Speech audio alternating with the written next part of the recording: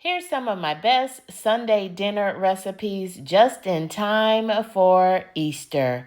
How about some salmon with garlic butter sauce? How about some traditional cornbread dressing? And I did say dressing. What about some spiral country ham? Yeah.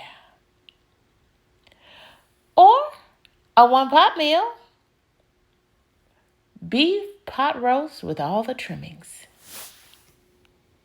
Y'all enjoy this. And I wish you a very happy Easter. I've got the celery and onion with butter, and I also added some poultry seasoning and sage to that pot that's on the back eye, cooking on the lowest of heat. And I'm just putting on these fresh turkey necks. I'm adding to that. This is 4 turkey necks. So that means that our dressing is going to be full of meat, not smoked turkey. Fresh turkey necks. I'm adding a little bit of celery seed for flavor. Also gonna put some onion in here, and I'm gonna put the dressing seasonings in these turkey necks as well. So just a little bit of sage. Always watch your sage. Sage is very aromatic and potent. You can add too much sage. Poultry seasoning, you can go heavier on that. But I've already have some now in my celery and onions that are cooking too. And I'm going to add some frozen onion. I'll go ahead and put a little bit of nature seasoning in here instead of salt.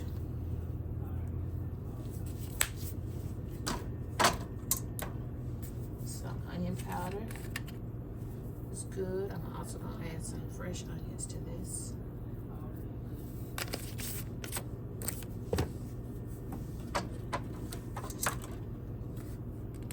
Black pepper.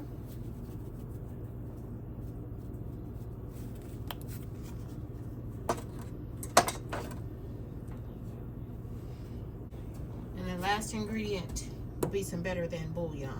This is the roasted chicken flavor. And I'm going to add a heaping spoon of that in here so we can have a good rich broth to make that dressing with.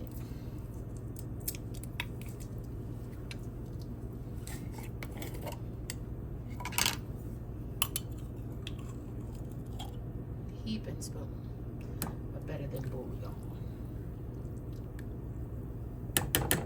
That's a good rich broth. And I'm just gonna let that sit till I cook those turkey necks till that meat is falling off the bone. That's how you know that your turkey necks are done. That meat is falling off the bone. So I put half of the onions in with the celery to cook, and this is the other half putting in the turkey necks to season the turkey necks with. These are just frozen diced onions. Go ahead and add the rest of the butter from that stick of butter to ensure we have a good rich broth. I've got some turkey necks here. The turkey necks are done.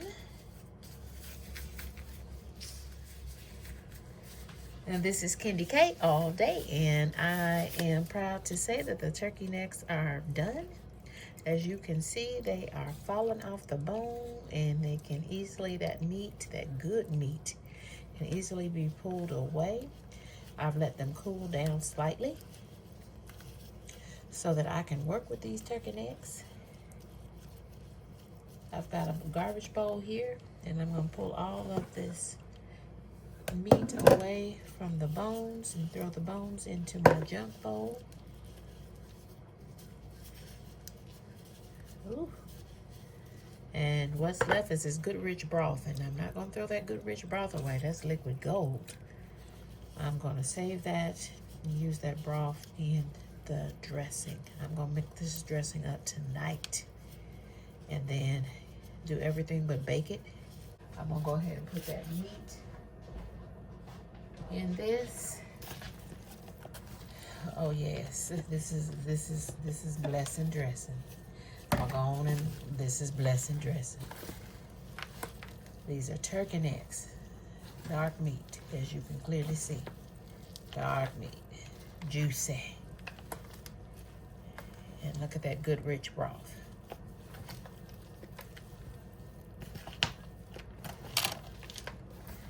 So I'm gonna mix this all the way through. Do everything to this dressing that needs to be done to this dressing, except for cook it. I'm not gonna bake it. I'm gonna just put a lid on it or a piece of foil over it and let these, the flavors are gonna go through it. That sage and poultry seasoning in my broth and in my onions and celery are gonna go through that in that refrigerator. This is, then you don't need the mushroom soup. Then you don't need the creamy chicken soup, okay? If you know how to fix it. This is how my mama taught me to fix it.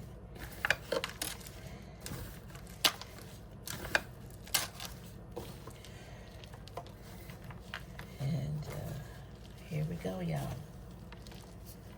Hope everybody is, that thing is gonna have meat in every fork of this dressing. Just mixing that through. Go ahead and add almost all of this broth, because you want a good wet dressing. If it's dry now, then it's gonna get even drier as you bake it. So it needs to be good and wet.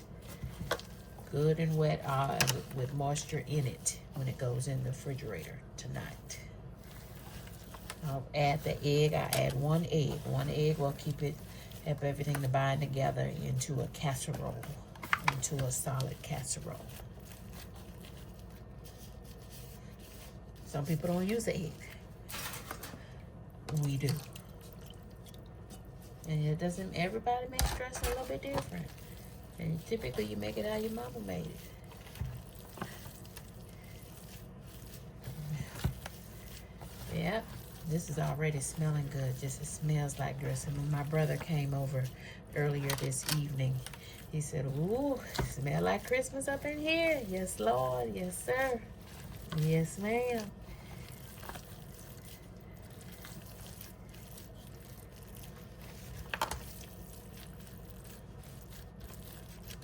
I think we got as much cornbread in here, as much turkey neck as if we have cornbread in this dressing. This is gonna be our meat. We do have a little ham, but we don't have any turkey tomorrow. So you see how wet that is? See how wet that is? And I am just waiting on the celery and onion to cook down, because I want to make sure there should be no bite on your celery and onion. There should be no bite on it.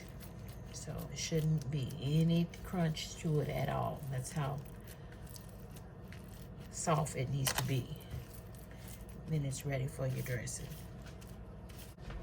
Got a good broth in there as well, because it's based in butter and celery and onions, so that's gonna be good too. And I put all the seasoning in this dressing. Y'all, I mixed this dressing up last night and popped it in the fridge. Low key, that is how you make a really good flavorful dressing, is go ahead and mix it up the night before, put it in the refrigerator, pop it in the refrigerator, pull it back out, and bake. But the key to those flavors going all through that dressing, where people will say, "Who made that dressing?" Candy K made this dressing. This is a 4-pound spiral cut ham. And just a good tip, I've learned that no matter what store you go to, if you're going to a grocery store, always get that ham in the gold foil. It's going to taste most like honey baked ham from the honey baked ham store. But to prepare this, it's going to come in the foil. It's going to come in the black netting. Take that off. This is your glaze packet. You don't use that until the ham is done warming. The ham is fully cooked, but it needs to be warmed. You do have to warm it to kill bacteria and all of that. take this off. Take this off. And then you have the thick plastic on it. It too must come off. Fan it out yet. We're gonna cover this with foil. Okay, so the ham has been cooking for 44 minutes on 325 degrees. Just took it out, just applied the ham glaze, and this was a dry glaze. It didn't ask me to add any water to it or anything.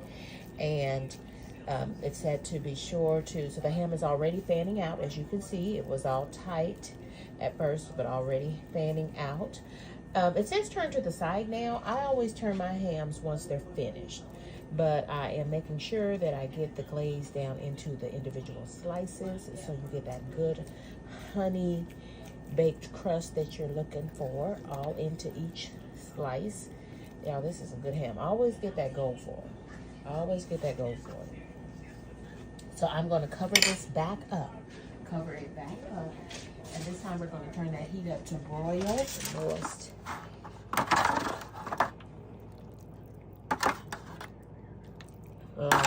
Do that thing like that. And now you can flip it to its side and it's going to be all pretty. Just like a spiral ham.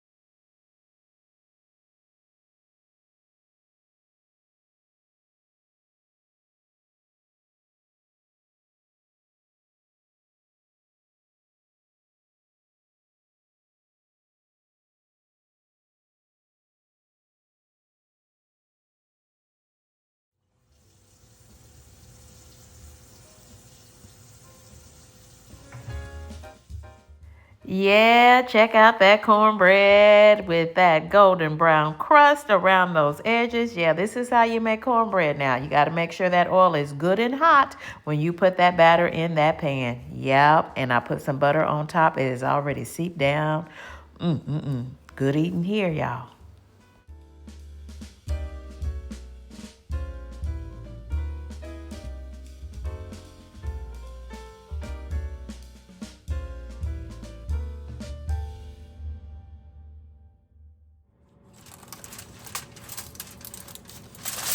Here's that beef hot roast.